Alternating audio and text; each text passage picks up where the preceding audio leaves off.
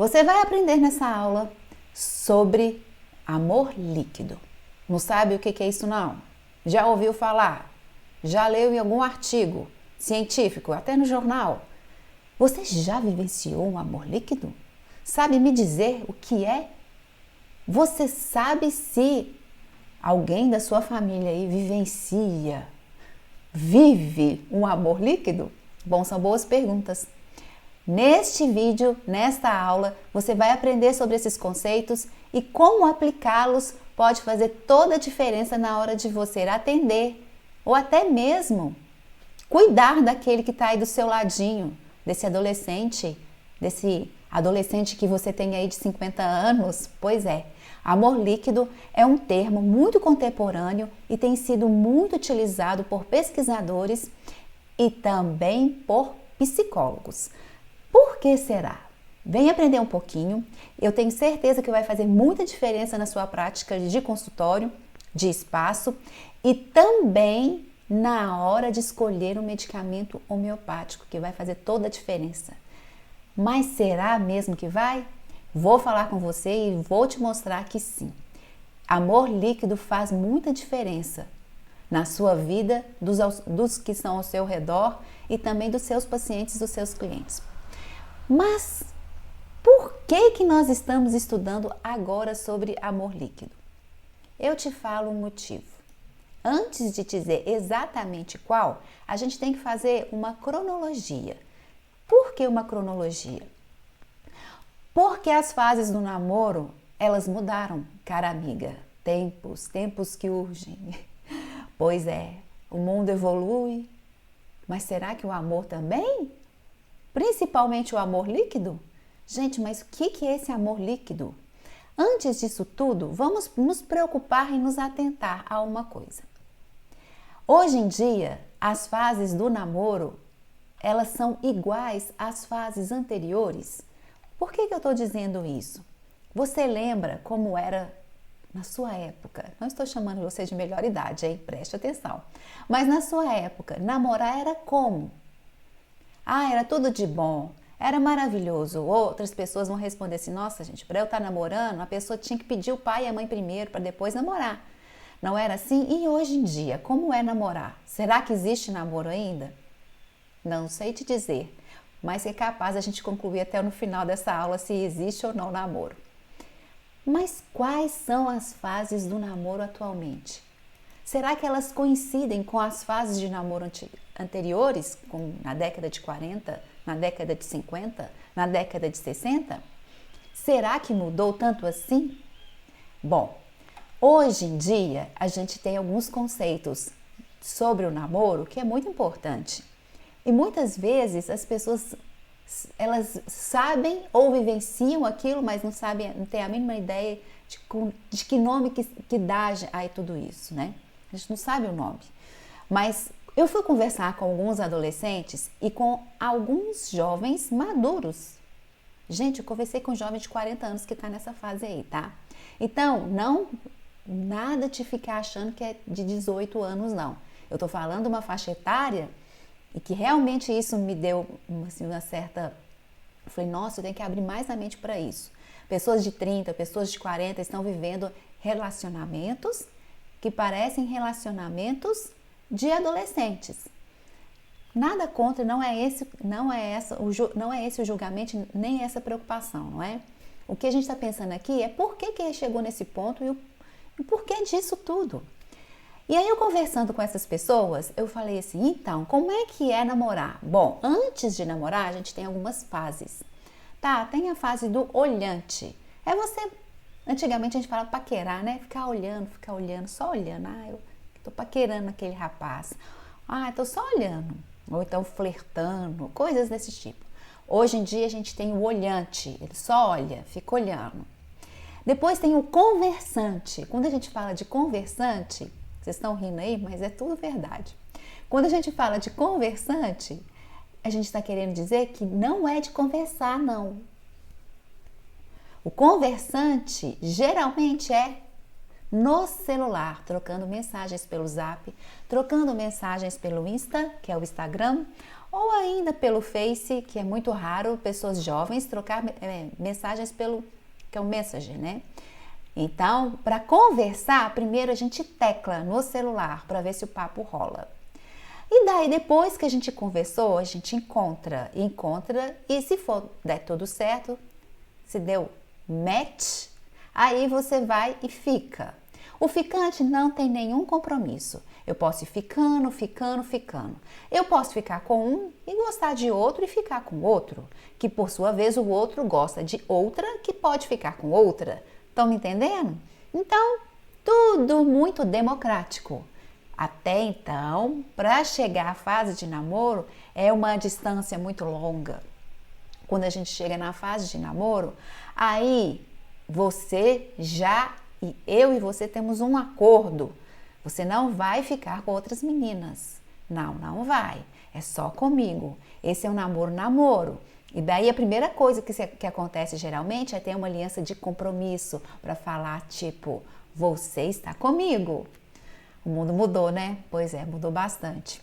Só que aí existem uns namoros que falam assim, gente, não tem problema a gente namorar, mas a gente pode também namorar outros. Ah, pode, você namora uma ou duas, eu posso namorar um ou dois. Enfim, eu posso namorar um e posso namorar uma outra. Então, é o que eles chamam de poliamor. Eu namoro quem eu quero, mas você está ciente que eu estou namorando, que também tem a ver com relacionamento aberto. Quando a gente fala de um relacionamento aberto, daí o compromisso é maior, mas esse relacionamento aberto tem a ver com outras formas que não é só beijar e abraçar. Mas aí a gente já tem transar, tem relações sexuais envolvidas. Então, nada contra. Você fica com quem você quiser, eu fico com quem eu quiser, a gente tem um acordo e aí nós vamos viver juntos. Esse relacionamento aberto geralmente pode também ser para casais, já ter casado e aí aceita uma pessoa a mais neste relacionamento. Mas muitas vezes nem tem casamento. As pessoas elas podem viver bem, um dorme na casa do outro, mas podem ficar com outras pessoas. Ou seja, é tudo muito democrático. Agora eu te pergunto, imagina a atualidade, a gente vivenciando isso aqui hoje em dia, esses termos, essas terminologias, na década, por exemplo, de 50. Será que isso existe? Será que isso vai funcionar? Não sei. Vamos ver um pouquinho como era a década de 50, de 1950. Como é que era? A gente ia nos bailes, né? Não é da minha época, mas né, eu sei como é que era porque a minha mãe me contava, né, gente? Sai bem dessa, né? Então você vai perguntar a seus avós, seus tios, como é que era na década de 50. A gente encontrava nos bailes, os bailes, as horas dançantes. Não tinha nenhuma tecnologia, né, gente? Era o rádio que tinha o dial, a gente ficava trocando as estações do rádio e aí você ouvia muitas músicas e essas músicas geralmente eram mais românticas, né? Não era muito... Tinha rock, tinha muitas coisas, umas músicas mais agitadas, mas tinha um romance muito mais assim, um romance muito mais no ar, assim, uma coisa assim mais romântica, né? Então, para você paquerar, para você flertar, até você namorar, era uma distância muito longa, não é tão rápido quanto era hoje em dia, né? E o que tocava nas rádios? Nessa década, a gente ouvia muito Only You, lembra de Only You? Fez muito bem. E muita Dalva de Oliveira, que emplacou os sucessos um atrás do outro, que também a história dela de romance trágica até, mas enfim, era isso que a gente ouvia muito nas rádios. E era tudo muito romântico. Até você namorar, você ia em casa pedir permissão para namorar. Era bom, né, gente? Aqueles tempos, né? Pois é. Já na década de 60 começou-se a ter um pouquinho mais de abertura na questões dos relacionamentos. Aí já tinha Beatles, já tinha Elvis Presley, aí tinha aquela histeria. Lembra daquela coisa toda? Pois é. Era uma coisa divertida. Muito. Roberto Carlos apareceu nessa década e também tinha muito romance ainda no ar. Aqui começou algumas coisas interessantes da gente dizer, que é o quê? Um pouquinho da abertura na questão feminina, né? Além da questão feminina, a gente também tem a questão de um pouco mais de liberdade sexual. Não era assim, não, mas já tinha um pouco mais. Ouvia-se muito Stand By Me, Elvis Presley, aquela música maravilhosa.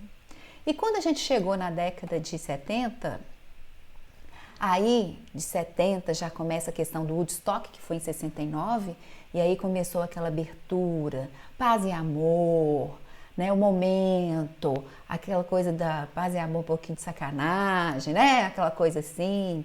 No Brasil a gente tem o movimento do Milton Nascimento, Raul Seixas, Bossa Nova, Elis Regina, tinha o Tim Maia, mas nessa época começou muito a questão dessa liberdade maior. Os relacionamentos começaram a ficar mais, vamos dizer assim, mais flexíveis, mais democráticos. Aqui também começou a abertura um pouquinho mais da homossexualidade, apesar de muita recriminação e tudo era muito escondido, principalmente aqui no Brasil. Por causa até do momento político que nós vivíamos, a gente também tem umas outras abordagens, não é? Que é a questão, por exemplo, do divórcio, que também começou aqui a aparecer um pouco mais nessa década. Enfim, a gente ouvia muita coisa boa, muita música legal. Já na década de 80, né? A gente tem outras questões, a questão da homossexualidade ficou muito aflorada, começou-se movimentos em favor da escolha sexual, divórcio era mais frequente, a liberdade sexual ficou maior, a questão dos compromissos e dos relacionamentos também ficou mais flexível. A gente ouvia muito Hit, lembra do Hit, gente? Eu lembro do Hit. Eu lembro que minha prima era apaixonada por ele. Você estava achando que era da minha época? Ainda não era não. Mas enfim, ele tinha uma música muito interessante e ela ficava cantando essa música e repetindo muito tempo, que era Menina Veneno, lembra? O abajur cor de carne, o lençol azul, cortinas de seda e o seu corpo nu? Pois é. Não é da minha época não, mas eu lembro que ela cantava o dia inteiro isso no meu ouvido.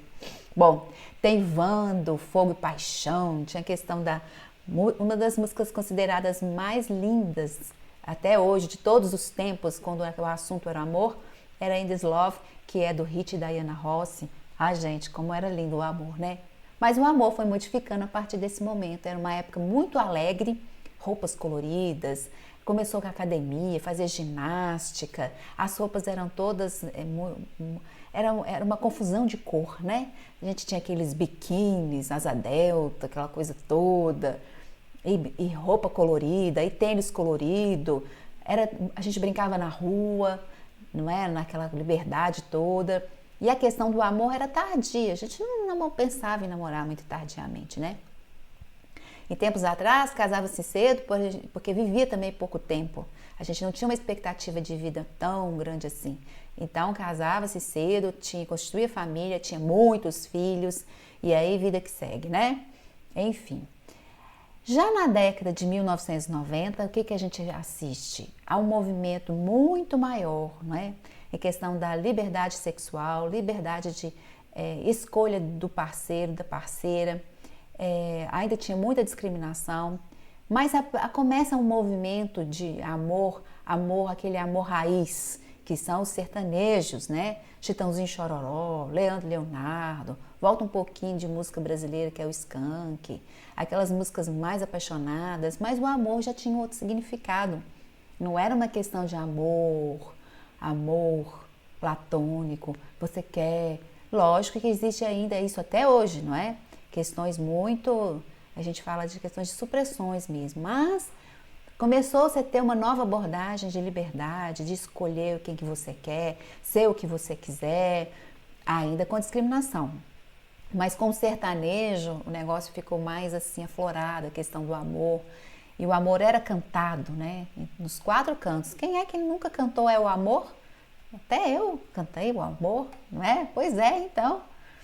Quando a gente chega na década de 2000, então, começa a mudanças muito mais profundas na questão dos relacionamentos com o advento da tecnologia, não é?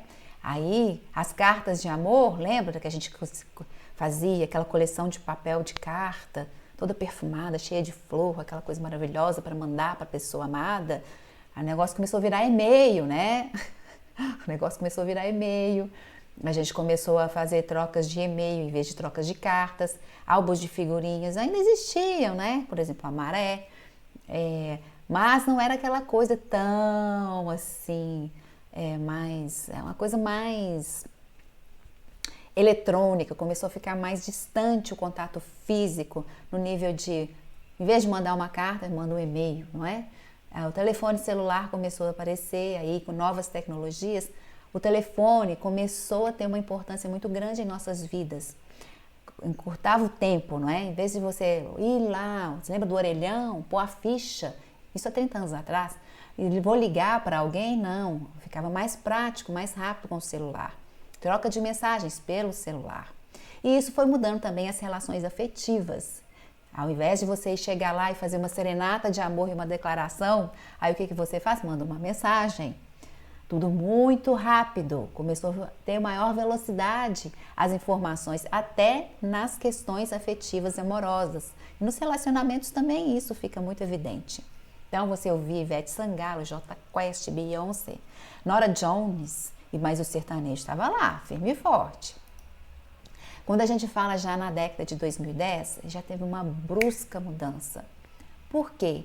Porque a tecnologia já estava impregnada nos nossos dias. No nosso dia a dia, já não se conseguia viver sem e-mail, não é? Tudo era e-mail. E aí, os celulares com novas tecnologias começou a encurtar distâncias, globalização já estava imperando e ainda tudo muito rápido, tudo muito veloz, tudo muito líquido. Então, as redes sociais começaram a aparecer, Facebook, WhatsApp, o Instagram já na fase indo para 2000, né? Já apareceu, mas já estava crescendo esse movimento. E aí o que acontece? Começa a nova tecnologia de celular, onde tudo quero só ver. Eu não quero me aprofundar no assunto, eu quero só ver e ler. Ver e ler. E me divertir. Aí nós estamos numa época que nós começamos a perceber o estoicismo, onde é prazer a todo custo. E aí começam também as fotos. No Face, eu vou no restaurante, eu clico o momento. Mas aquele momento, será que é verdadeiro? Será que é imediato? É interessante? O que é esse momento? Eu só quero mostrar que eu estou ali inserido no contexto, mas quais são as nossas virtudes, os nossos sentimentos, as nossas emoções em relação aos fatos e aos relacionamentos? Ficou tudo muito corrido, muito rápido e tudo muito efêmero. A tecnologia nos ajudou a chegar neste ponto, claro, mas e como ficou os nossos corações, as nossas emoções? E os nossos relacionamentos? Bom, em 2010 você hoje já começa a ouvir mozão, o funk já apareceu com o rap, a Marília Mendonça com o infiel. Essas questões começaram a ficar muito mais vistas. A violência, a sexualidade feminina mais evidente. Como está a mulher toda nesse contexto? Trair ficou mais fácil? Claro! É só você entrar no Face e falar que a ama a todo tempo e nunca viu a pessoa. Então, casamentos começaram a ficar abalados por causa de tecnologia. Hoje, você fica um olho para a TV e o olho do celular do seu marido aí que está do seu lado ou da sua companheira. O que está fazendo? Pois é invasão de privacidade entrar no celular do outro. Vê que olha suas mensagens que você está trocando, filha. Enfim. Nós chegamos nessa era, amigo. E estamos já agora na década de 2020. A gente ouve Adele, Ed Sheeran, Maneskin, Dua Lipa e sertanejo universitário, Taylor Swift, que é aquela coisa de Mineirão, de Maracanã, não é? O funk e o trap, que é uma linguagem muito mais vulgar que o funk, que os adolescentes ouvem bastante. E chegamos ao nosso que nós chamamos de a era do amor líquido. Tudo muito rápido, tudo muito efêmero, assim como vem e vai. A gente está trocando essas mensagens e trocando tudo isso. Enfim, existem pilares do amor líquido, existem conceitos muito profundos do amor líquido. Mas existem terminologias que são importantes. E esses termos fazem toda a diferença. Por quê? Porque muitas pessoas utilizam e você fica assim, ó, quase que grilinho, na hora que ele fala no seu consultório, lá no seu espaço. Você fala, gente, o que essa pessoa falou mesmo? Por que elas são importantes? Porque as pessoas conversam entre si assim. Se alguém chega lá e fala pra você assim, esse eu tenho certeza que você conhece. Nossa, eu tô super triste, meu crush me deu um bolo. Você sabe o que é um crush. Nossa, tô super feliz. Entrei numa conversa lá, não vai falar isso, né, gente, tá super feliz, mas, nossa, entrei lá e eu, beleza, deu bom demais, porque deu match. Deu match são palavras que são muito utilizadas e não é só por adolescente não, gente. Eu tô falando de adulto jovem, eu tô falando de adulto maduro. Se você conversar com um homem de 45 anos, que ele é solteirão e não quer casar, convicto, quer pegar todas as mulheres, eles vão falar para vocês todas essas terminações, todas essas palavras, todos esses termos. E você falar, eu não quero saber disso, você tem que saber disso. Porque se ele falar e você não souber, nossa, ele que vai dar, ó, um rolê no você. Você rolê? Tem várias situações que é rolê. Não é? O que é uma resenha? Tudo isso a gente sabe. São gírias, né? São modismo, ok. Mas existem termos, que a gente chama termos do amor líquido, que você consegue definir a personalidade dessa pessoa, sintomas mentais e emocionais de extrema relevância na hora de você atender, e você tá assim, tipo, em que mundo que eu fui parar? Então, vamos aprender todos esses conceitos. Quando a gente fala um pouquinho de ghosting, a gente está falando um pouquinho daquela pessoa. O próprio nome já diz. Eu tenho certeza que você já, pelo nome, vou dar uma dica para você, que mesmo que você não saiba inglês, você vai lembrar. Que é o quê? Lembra aquele filme Ghost, do outro lado da vida? Pois é, nunca mais você vai esquecer esse conceito. É aquela pessoa que do mesmo jeito que ela aparece, ela some na sua vida. Você já deve ter vivenciado isso em outros momentos, mas existe isso muito hoje em dia. Ela começa a conversar com você, você tecla com ela, troca confidências, vocês viram melhores amigas ou melhores amigos e de repente, do mesmo jeito que ele apareceu ou que ela apareceu, ela some. E você nunca mais tem notícia dessa pessoa. Bom, aí você deve perguntar assim, gente, será? Será? Acontece demais. E por que acontece demais? Qual que é o núcleo dessa pessoa? Por que será que ela faz isso? Várias situações fazem essa pessoa fazer esse movimento, né? Mas isso é só na internet? Isso é só no celular, é no Instagram, no Zap? O que é? Não, gente. Isso também é quando conhece, ficou, conheceu, apresentou, viu, pegou. E aí, de repente, ela some. Do mesmo jeito que aparece, ela some. E aí, qual que é o núcleo dessa pessoa? Se a gente fizer uma conversão a nível homeopático dessa situação, qual é o sintoma predominante? Uma pessoa que fala, olha, não dá, não quero mais ficar com você porque eu tô atraído por outro, atraída pelo outro, eu gosto de outro, eu tô afim de ficar com a outra pessoa. Que pessoa que não faz esse movimento, não quero mais, acabou, fim, tô afim de ficar com outra pessoa. Uma pessoa que faz esse movimento, pelo menos ela é o quê? Verdadeira, né? Não tô afim, não tô. Vida que segue. Mas e aquela pessoa que não faz nada, simplesmente ela fala, vou embora, não tenho aliança de compromisso, não tem nada. Então, para que eu tenho que falar e dar uma satisfação? Nenhuma. No mínimo, a educação que não tem, né, gente? Pois é, não tem mesmo não. Falei, como diz o outro, já falei, então falei. Então, qual que é a melhor? Melhor falar, não dá certo, enfim, ou não deu certo, ou não tô afim, não gostei, acabou a vida que segue. Mas qual que é o núcleo quando a gente for pensar em homeopatia aqui? Se você falou assim para mim, é covardia, você acertou. E qual seria o medicamento que falaria? Você já até pensou aí, né? Que todo núcleo é covardia, ou seja, uma pessoa covarde.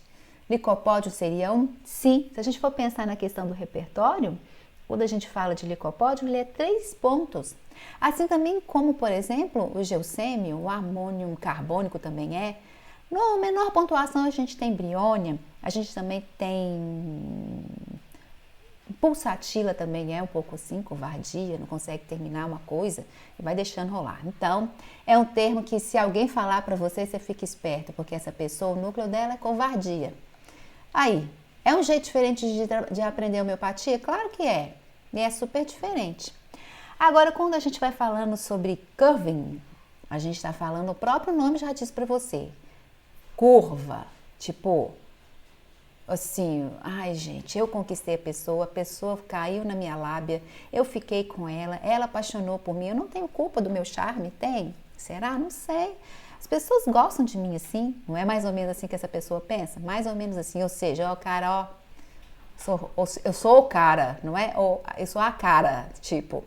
Enfim, aí essa pessoa deixou a outra apaixonada, mas e aí, ai, vai dando bolo ali, vai dando bolo acolá, vai se distanciando lentamente, vai falando que não sabe o que está acontecendo com ela, coisas desse tipo. Ai, tem muita gente que faz isso, não é? Então, é covardia também? É, mas muito mais do que é covardia, é uma ansiedade de consciência, ou seja, um sentimento de culpa, porque provocou aquele sentimento na outra pessoa e depois ele, ó, cascou fora. Lembra dessa terminologia? Casquei fora? Pois é. Então, quais são os medicamentos que você poderia pensar nesse sentido aí? A gente tem, por exemplo, o arsênico albo, eu coloquei aí, porque esse aí é 3 pontos, né? Mas a gente também tem aurum, a gente também tem alumina, que também tem esse sentimento, ansiedade de consciência. Silícia também tem isso, né? Um sentimento assim de, o que eu fiz? Sei lá, enfim. Então, ansiedade de consciência não vou deixar a pessoa mais deprimida do que ela já é, então eu não vou falar nada para ela. É mais ou menos assim que a pessoa pensa, ai, mas eu vou fazer o quê? Eu não tô mais afim, então eu vou assim aos poucos, né? Dou um bolo ali, dou um bolo outro lá. E vai causando sofrimento na pessoa, na outra, né? Da relação. Pois é. Agora, quando o negócio é o outing, já ouviu falar nessa palavra? Enfim, aí você fala assim, tá ok. O que é uma pessoa ou esse termo, outing? Que é o seguinte, é uma pessoa que ela tem que estar com alguém. Ela tem que estar com alguém, em contato com alguém, ela tem que estar, ainda que não seja o ficante, ou aquele crush, ou aquela pessoa, assim, ela tem que ter um movimento que ela tem que estar com alguém. Se ela está com alguém, ótimo. Tá tudo sob controle, mas se não estiver, aí começa o problema. Enfim, então, ela fica com qualquer pessoa, desde que ela não fique sozinha. Ainda que seja com a pessoa do mesmo sexo ou pessoa do sexo diferente, não importa. O negócio é que eu não quero estar só. Eu não quero me sentir sozinho. E daí, primeiro medicamento que você pensa por causa do tuberculinismo é fósforos. Gente, como o fósforos não dá conta da solidão, não dá conta de ficar sozinho. Assim também como o fosfórico e ácido, as famílias, né? Quando a gente chama as famílias. Não dá conta de ficar só, precisa de alguém, tem que dividir algo. Ela está inserida na festa, se ela estiver num movimento, numa festa, e ela se sentir não incluída, nossa, é a morte. Por exemplo, o cálcio fosfórico também é desse jeito. Vamos pensar medicamento. Medo de estar só é todo o núcleo desse medicamento e dessa terminologia. Então, quando alguém fala para você esse termo, já pense assim, medo de ficar sozinho. Porque precisa de ficar com alguém. Não tem jeito. Arsênico também é um pouco assim, né? Tem medo de ficar sozinho, mas fósforos é mais, justamente por causa do miasma. Quem não conhece miasma, diátese, nós vamos conhecer um dia, né? Agora, o próprio nome está falando aí para você, um zumbi. Quando você está falando aí sobre essa questão, você já fala, é o morto-vivo. Eu falo que é o morto-vivo, é o do zumbi. Se você lembrar de zumbi, você vai lembrar de zumbi, que você vai lembrar de todo esse núcleo. Ou seja, é uma pessoa que ela quer até esquecer do relacionamento que ela teve. Ou seja, não quer lembrar, não é? Às vezes ela vivenciou o relacionamento e aí ficou muito mal. Como ela ficou muito mal, para que eu vou ficar lembrando disso? Ou ainda um novo conceito que a gente pode pensar. Ou seja, do mesmo jeito que ele apareceu, ele sumiu, mas não é igual o ghosting, que fica lá, sumiu igual um fantasma. Esse zumbi, ele fica recordando, ele fica pensando, não é? E ele também é uma pessoa que ela não fica preocupado em nenhum momento com os sentimentos da pessoa, mas com o sentimento dele. Então tem um pouco mais de egoísmo, ou seja, ele sumiu porque ela fez alguma coisa ou ele fez alguma coisa, deixou de fazer aquilo que tinha vontade. Por exemplo, eu gostava porque a gente transava todo final de semana, agora não tá afim mais de transar ou ele não quer mais transar todo final de semana, então vou sumir da vida dessa pessoa, porque não foi de encontro àquilo que a pessoa queria. Então, é uma pessoa que ela não tem preocupação com o outro, mas tem uma preocupação consigo, com os desejos e anseios dela em relação àquilo que um proporcionava para o outro. Então, é mais ou menos isso, é um morto-vivo, saiu da vida, mas fica naquele trem. Nossa, por que aquela pessoa não fez, deixou de fazer, coisas desse jeito. Se você for pensar num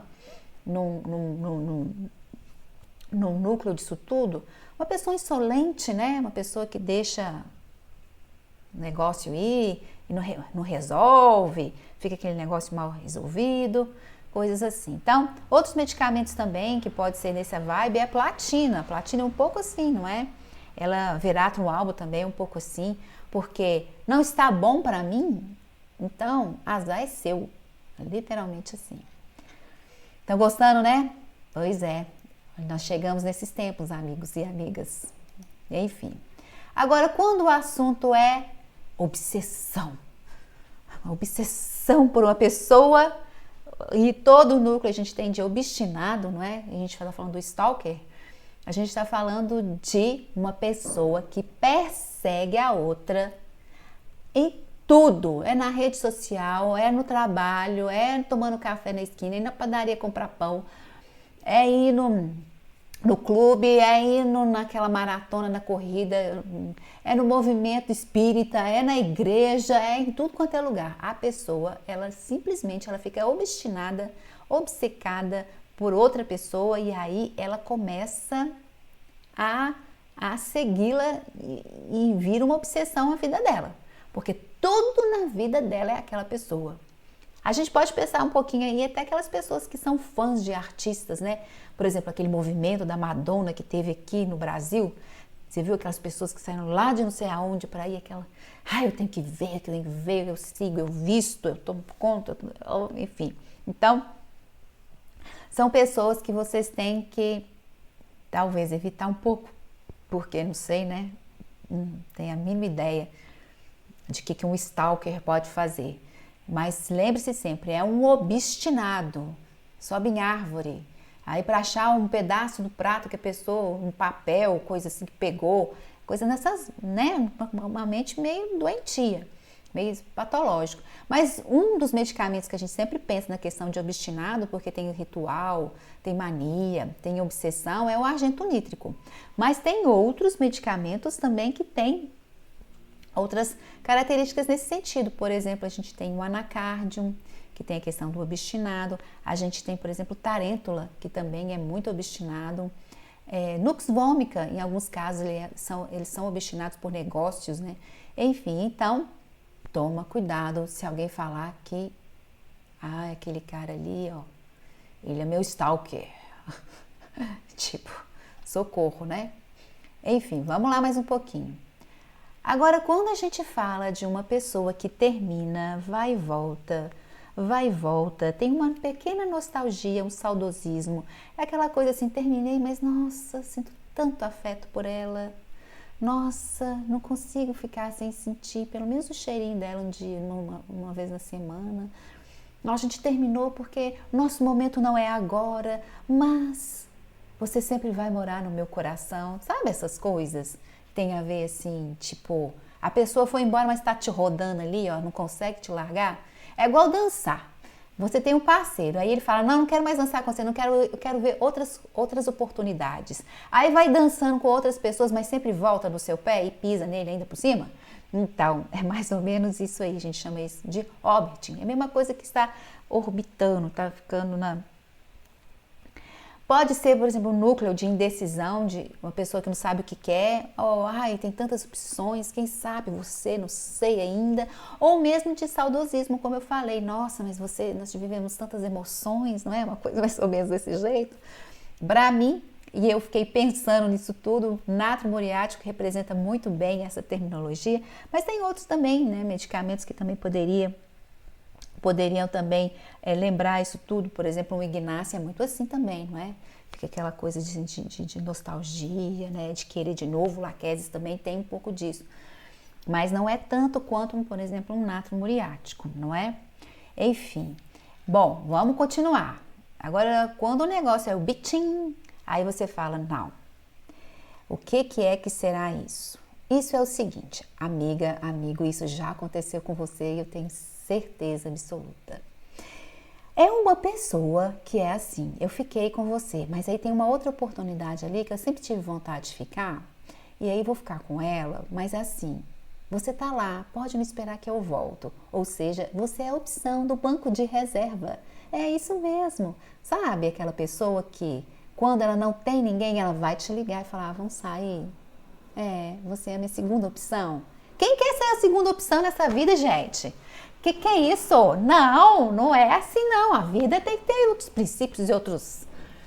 Não é? Pelo amor de Deus, você quer ser a segunda opção de alguém? Aí você fala, depende, né, Cíntia?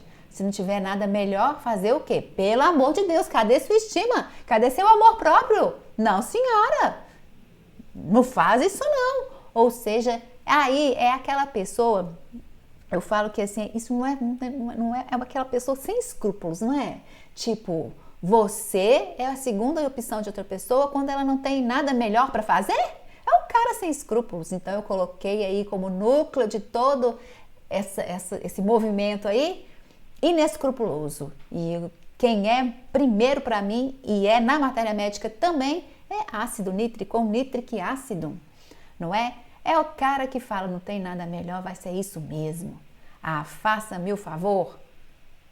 Oh, meu Deus, o que eu faço com uma pessoa dessa? Tô aqui pensando, mas não tem nem pensamento para uma situação assim. Então, querida, querido, não seja a segunda opção de ninguém, não. Afinal de contas, cadê o seu amor próprio? Senão vai ter que tomar uma homeopatia pro amor próprio, para depois dar um up nisso aí, né? Vamos prosseguir. E aí nós chegamos nessa parte maravilhosa, que é o Cushing, que é uma pessoa que não é fiel nem a porrete, desculpa a palavra, mas saiu. Não é fiel mesmo. E aí eu coloquei buforrana, porque buforrana tem outras questões, né? Mas é aquela pessoa que tá namorando e tecla com outra e marca encontro com outra, mas tem compromisso sério, eu tô falando compromisso sério.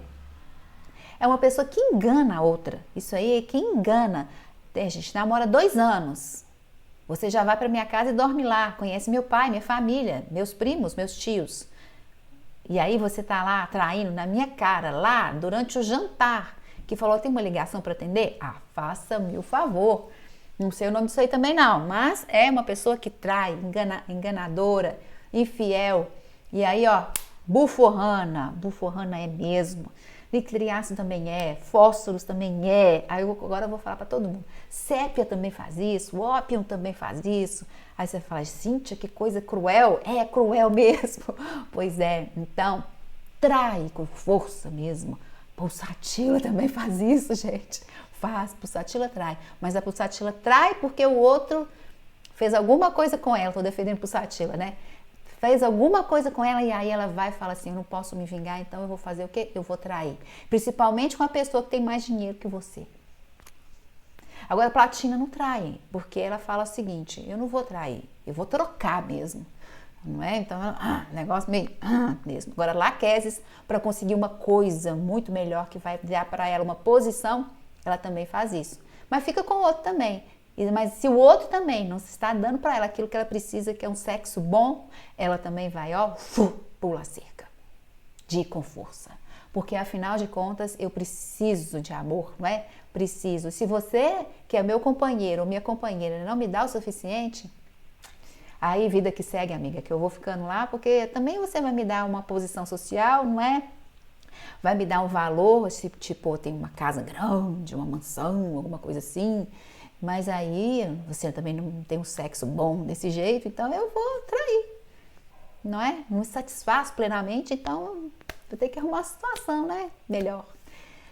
Pois é, gente. E vai falar com você isso no atendimento homeopático? Como é que você tira isso da pessoa? Boa pergunta, né? Pois é. Agora nós chegamos na melhor parte, que eu acho que é o love bombing. Love bombing. Love bombing. Que é o quê? É aquela pessoa que ela te dá tudo. Ela te dá rosas. Você acorda. Outro dia eu estava vendo um seriado policial. Adoro seriados policiais, porque ajuda bastante a gente. Porque é o seguinte, quando você vê um seriado policial, eles têm uma coisa que é dedução. Você tem a arte da dedução, não é? Então, é uma arte mesmo. E aí, eles estavam investigando um cara que dava golpe em outras pessoas.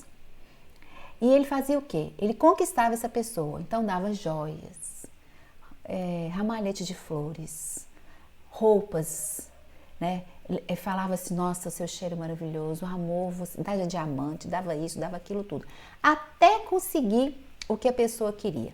Mas geralmente, quando a gente fala o que a pessoa queria, não é exatamente, não é sexo somente, não. É, por exemplo, você queria um contato para um grande acordo comercial. E aí aquela pessoa era a ponte para aquilo. Ela faz isso de boa. E aí, na hora que ela consegue, o que acontece? Não manda embora não, distrata e maltrata. E aí você só pode sofrer até violência física. Fala assim, nossa, você não vale nada. E aí começa o desdém, uma indiferença, porque aquilo que você queria naquele relacionamento, depois de fazer tanto por ela, não tem mais. Aí vamos continuar por satisfação até, por manter o acordo, mas tem o destrato. Quando a gente fala de destrato,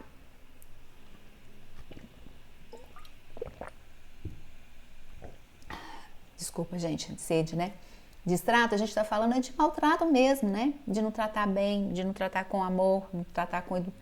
É o mínimo de respeito, né? Então ele vai deixar você lá em cima, aí depois vai deixar você lá embaixo. Por que origano e camomila são assim? Camomila tem uma coisa muito interessante, não sei se vocês já perceberam. O origano ele tem hipersexualidade com egolatria, né? Tipo, eu nesse relacionamento sou melhor do que você e eu sou o cara, a cara, né? Eu sou a pessoa e você não é nada. Entendem? Aí tem um pouquinho de egolatria, mas também tem um pouquinho de, a gente chama disso de caprichoso. Camomila é um pouco assim, não sei se você já percebeu. Eu quero isso, aí você fala assim, ainda você não dá, né? De imediato você não dá. E na hora que ela fala assim, mas agora eu vou te dar, também não quero não, né? Então tem essa relação que a gente chama isso de caprichoso, como rubrica na matéria médica. E aí fica essa vibe. Então, fica aí pra você, se você tem um love bomb, cuidado, porque no jeito que você sobe, é o jeito que você despenca. Ai, meu Deus, tempos difíceis. Lemin, gente, essa, se não for laquesis, eu não sei o que é. O que é? É a questão da oportunidade. Ela não tem aquele envolvimento, ai, amor da minha vida, não é? Não tem isso. Por quê? Porque ela vive de situações onde ela ganha vantagem nisso. A Laquesiana, ela é uma mulher muito... emocionalmente, ela é fria e calculista. Apesar de ela ser muito ciumenta, mas ela é assim. É favorável para mim manter certas situações? É favorável? Então ela vai manter. E se uma outra situação é mais favorável ainda, então eu vou para a opção que eu fique com maiores facilidades. Aí você fala, gente, mas como assim? Sim, Laquesis é uma mulher extremamente inteligente, extremamente perspicaz. E ela vê lá na frente. Tanto é que ela tem essa, vamos dizer assim, clarividência, né? Ela fala assim, não, aquilo ali ó, vai dar bom pra mim. Mais ou menos assim. Então, ela fica assim. Então, ela fica de um relacionamento pro outro, que ela pode fazer isso, e pode ter 2 relacionamentos, pode ter 3, não tem problema não. Ela consegue ter perfeitamente hoje em dia. Ah, mas isso é promiscuidade. Não sei. O mundo não tá assim desse jeito? Você vai ficar julgando? Não. Você vai ver como é o comportamento. A pessoa, antigamente laquesiana, ela tinha que ter os filhos próximos. Por quê? Porque os filhos davam para ela uma margem dava troca, não é? Agora, hoje em dia, as mulheres estão cada vez menos tendo filhos, ou tendo menos filhos, ou mais tardiamente, ou não optando pela maternidade. Então, o que acontece? Para ela precisa de ter o quê? Relacionamentos que são lucrativos para ela, em todos os sentidos. Não é só monetário, não, financeiro também não. Então, são formas de ela ter uma posição mais vantajosa, ter um cargo melhor, ter uma situação melhor, uma posição melhor. Então, fica aí a minha dica. Platina também tem isso, tem outros medicamentos também que tem isso, mas tem que ter envolvimento de posição, não é? Assim, o que eu vou ganhar com isso? Tem outros medicamentos também que, por exemplo, Iociamos tem isso, mas aí já é mais envolvimento mesmo emocional. Não é tanto quanto o Laquesis, né? Agora, quando a gente fala de Wellming, é o seguinte. A pessoa, na mente dela, porque ela é muito insegura, quando a gente fala de relacionamento, aí ela chora, ela se sente muito vulnerável. Então, o que ela faz? Ela fala para aquela pessoa com que ela tá assim: nossa, eu não aguento mais. Gente, essa pessoa eu já fiquei com ele, já namorei com ele, mas nossa, ele me persegue, ele fica querendo voltar para mim. Não sei porque eu estou com você, te amo, mas essa pessoa, ela não me larga do meu pé. Eu não sei mais o que fazer para deixar o companheiro ou companheira inseguro ou insegura. Porque isso faz com que ela se sinta confortável, ou seja, isso é mental, gente. Olha para vocês verem como é importante saber essas coisas. Ela fica pensando naquela pessoa que poderia amá-la profundamente, porque o seu relacionamento atual não está nada bom, mas aí ela faz o jogo com ele ou com ela, não é? Então, ela pode imaginar, mas ela faz o jogo. Compreendem aí? E pulsatila, não tem ninguém melhor para isso. Se você fala de falta de confiança em si, você pode também falar um pouco de silícia. Aurum pode fazer isso, mas muito raro, com pontuação baixa. Mas pulsatila, amigo, amiga, ela é champion. Quando a gente fala de neguinho, a gente está falando de quê? Uma pessoa que trata mal outra como se ela fosse um lixo. Aí você fala, são os relacionamentos tóxicos? Pode ser sim.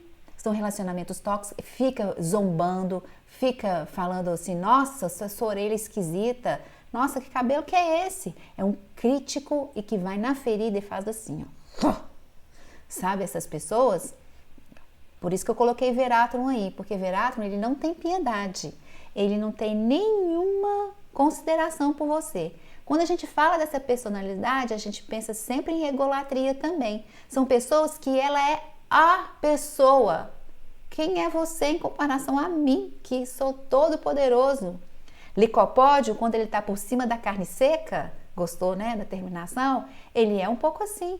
Eu tô fora de você, filha. Agora que eu sou árvore, que eu era musgo e fiquei uma árvore, ele também deprecia a pessoa. Então, essa é um termo muito negativo no sentido de a pessoa que faz isso com outra é uma pessoa totalmente grossa, é uma pessoa ególatra, é uma pessoa que deprecia a outra profundamente, a chegar a ponto de ter uma relação tóxica. Nossa, você é um lixo. É assim mesmo. Tenso, né? Nossa. Por que as pessoas são desse jeito? Ah, imundo, né? Podia todo mundo se amar, ia ser tão bom esse negócio de amor líquido. Será que dá certo? Sei lá. Vamos continuar. E quando a gente fala de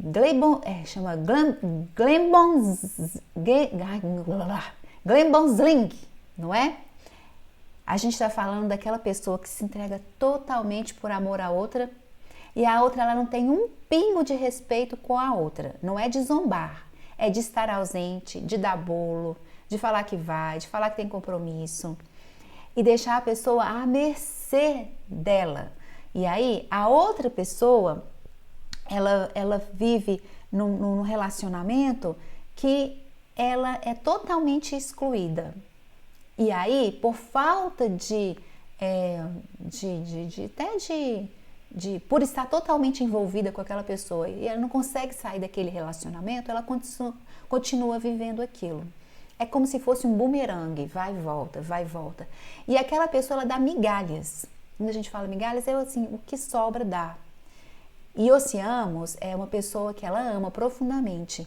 E aí ela se sente insegura no relacionamento, ela começa a ter essas crises. Sim, claro que ela vai ter, por causa do medicamento, por causa de toda a bioquímica, de toda a questão de Oceamos. Mas prestem bastante atenção. É mentalmente... quando a gente fala, dá um desgaste emocional muito grande, porque a pessoa ela fica na espera, no aguardo e aí vem quase nada. Então, são situações muito ruins que emocionalmente elas conseguem destruir a pessoa.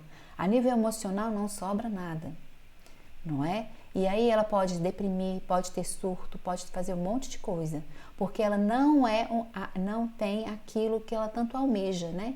A gente falou objeto amado ou coisas assim.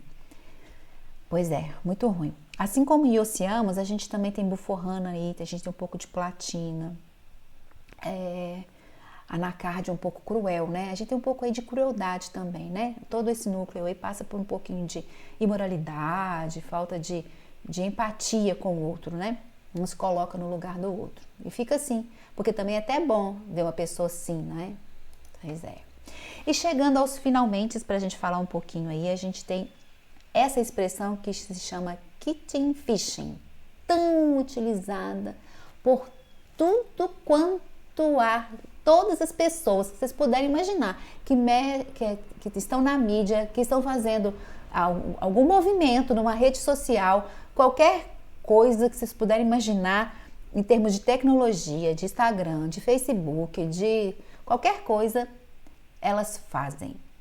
Kitchen fishing é justamente o quê? É você dar reparo nas questões das fotos, na questão, os photoshops da vida, mas também tem, melhorar a imagem na hora de fazer uma postagem, colocar acorda, sabe aquele artista que ele acorda e tira uma foto, estou sem maquiagem, tá, aí tira, pois é mais ou menos aquilo ali. Sempre está bela, sempre está bonita, não tem nenhum defeito, não tem um cabelo branco, não tem uma ruga. Ela sempre está fazendo algum movimento para sair perfeita nas mídias, principalmente Instagram, quando eu faço um post, né?